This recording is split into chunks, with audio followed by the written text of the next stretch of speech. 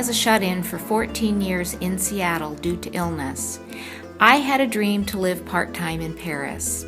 After 2 years preparing my health, I left to try living in Paris for 4 months, not realizing the adventure would include fairy tale highs like incredible food and wonderful friends, as well as a few lows like my mysteriously going bald from, I would eventually learn, a skin reaction to French tap water.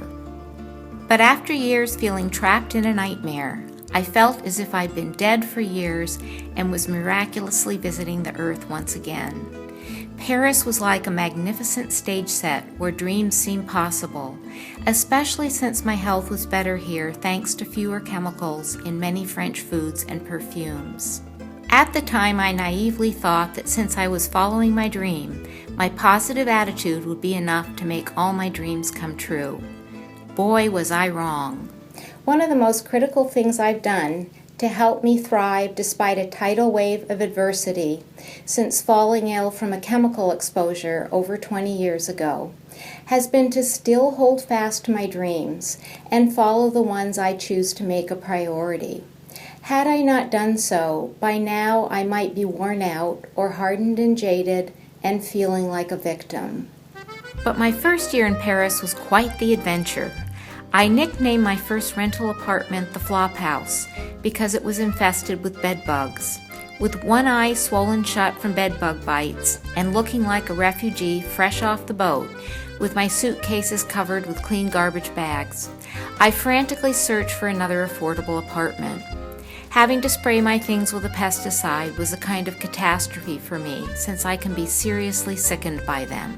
It's stressful moving around with 5 suitcases crammed with everything I need to manage my illness abroad.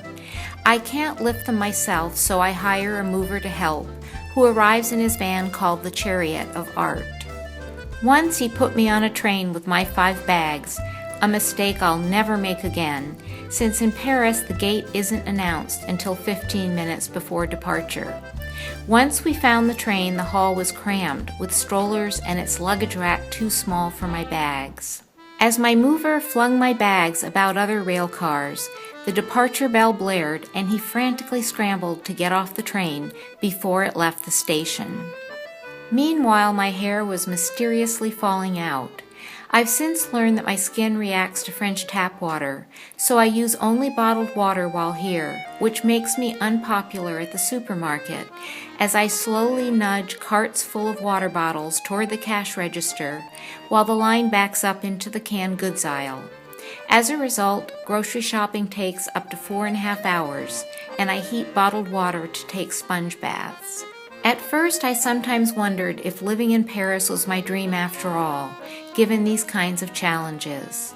I decided that yes, it was, mostly because of the rich experiences and magical moments it brought to my life, which had been barren for far too long.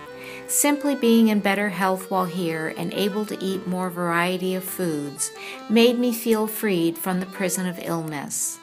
But my challenges followed me home when I landed in Seattle and had to be hospitalized immediately with severe pneumonia, and more bald spots appeared on my head. But the good news is that I eventually managed to turn this fiasco into a kind of dream come true. I'll share with you how I did it in part 2 of this video. Following my dream, the wheels of progress grind slowly.